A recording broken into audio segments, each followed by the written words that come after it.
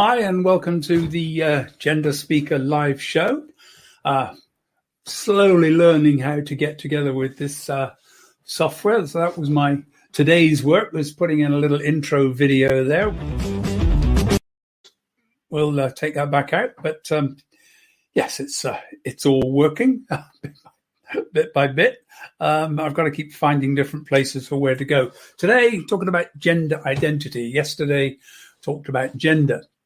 I noticed I tend to move backwards and forwards rather a lot on the screen, so I'm going to try not to do that today. It's going to be a challenge because I get emotional and enthusiastic about this topic. It's a topic I've been looking at and working with most of my life. But as some of you may know, I did a master's degree back in 2004-05, which was the result of me suddenly discovering that changing gender meant nobody really wanted to continue to employ me, certainly not the financial services and tech industry where I'd been working before. And the reason for me changing gender was actually all about the whole gender identity issue. Back then, before 2015, growing up with a discomfort over this match between the sex assigned at birth and my gender, my sense of gender, that was called a gender identity disorder. A gender identity is what goes on in the head. The sort of grandfather of transgender issues is a man called Magnus Hirschfeld, and he back in 100 years ago now. I've just noticed I've got something playing all sorts of notifications here. Back in 1910, he wrote a book which introduced the idea of transvestism, and then he started to work on transsexualism, which he thought was where people actually wanted to not just dress in the manner of the other gender, but to actually be the other gender, to completely and totally change from one part of the binary to another. And that was at a time when, men and women were very, very different. And I'm going to look through this series of general chats over this month that at some of the older laws, in Elizabethan times, it was illegal for women to dress as men. And if they did, they would get caught. If they got caught, they'd end up in prison.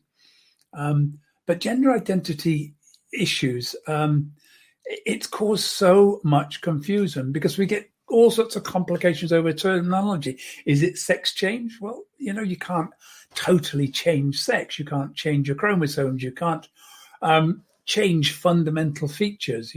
Once testosterone has done its work, it's very, very difficult to change your voice. Some people achieve it quite well, but I was never able to, and it didn't really worry me. So we're changing gender. We're changing the way in which people see us. I want to walk down the street, and I don't want people laughing and giggling and thinking, oh, my God, there's a bloke in a dress. So I want to be able to walk down the street and pass. And that's because in my head, from a very early age, from around about 6 years old, it's my earliest recollection of being uncomfortable with the fact that I was a boy.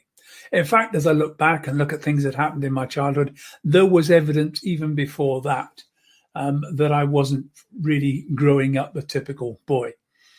Now, this was in a time when homosexuality was illegal, huge amount of pressure for people to conform. Any boys that expressed femininity had a pretty tough time. Not easy for a lot of them now. But so gender identity is this thing inside. Now, what Hirschfeld felt was he'd looked at some people who were intersex. Now, we're going to look at intersex specifically at some point, but intersex is where you're born and your physical body isn't clearly male or female, indeterminate. And there are lots of different conditions. It might be the fact that you produce too much testosterone. We've seen this with the South African runner, and a number of people have known to be intersex because they've had an overproduction of testosterone, but they're actually female. I have a friend who went for surgery, transitioning from male to female, and when the doctor said, I want to do some exploratory work because I'm not sure about something.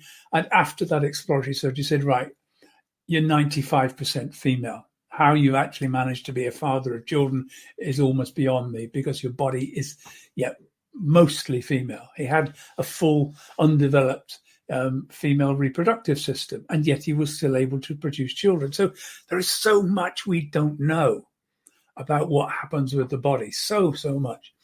Intersex conditions, we don't know how many. Everybody says, it's very, very small, but then nobody actually talks about it. It's not a topic which anybody wants to, people don't want everybody to know that they were born intersex.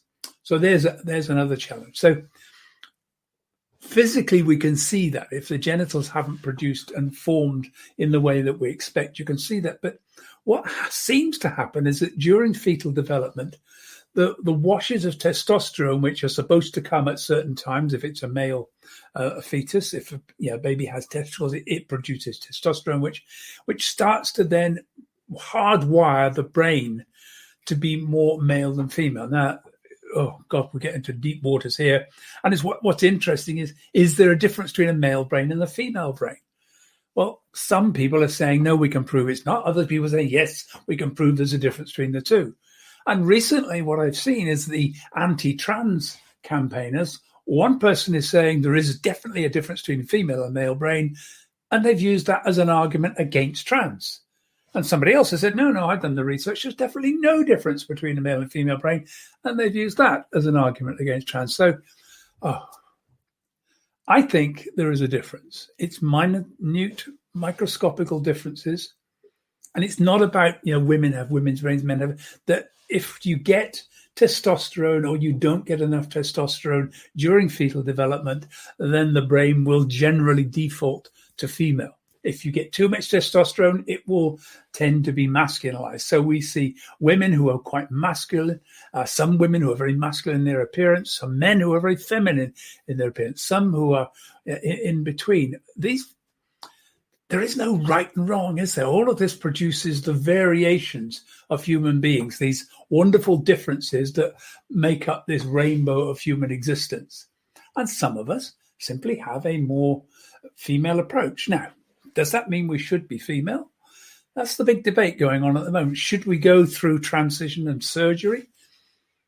Unfortunately, we have a society that says, no, you have to be male or you have to be female. And if you don't fully become, to all appearances, female, then we get discriminated against. All sorts of issues over which bathroom you should use and whether you're entitled to access female space. Even if you have surgery, that's being challenged.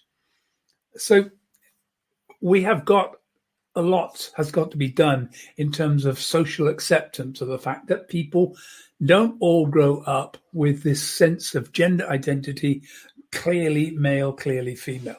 By the time we're 2 or 3 years old, honestly, kids have got it. They know that mummies have babies. They know that mummies do the cleaning. They know that daddies go out to work. And I know that lots of people don't conform to that now. But that's, if you interview kids, and I've got a few videos, I might pull one up sometime, that show that by 3 years old, kids have got gender. And if it's not comfortable for them, if they're not feeling that's right, then they're starting to display gender identity disorder in childhood. And that's the point at which parents are now struggling with what do they do? How do they deal with that? And that's a big topic I want to tackle on another day. But today I just want to leave you with this thought. That's it. That's what's going on. It's gender identity is that sense of who we are. It seems to be the result of how much or how little testosterone we get in our brain, which affects and means that sometimes the brain isn't in tune with the physical body as it emerges. Anyway, I'm going to be doing lots more. I've got a whole workshop where you can learn all about this and how to engage trans and non-binary people more effectively when they're in the workplace. Trans and non-binary work inclusion workshop. You'll find it on Eventbrite. I'm going to put the details into the links here. Still struggling to get myself through that. But Wednesday and Thursday next week, Wednesday or Thursday. And other than that, I shall be back tomorrow at 4 p.m. Looking at another aspect of the whole issue of gender. For now, great to see you. And let's see if we can sign out with that that video that I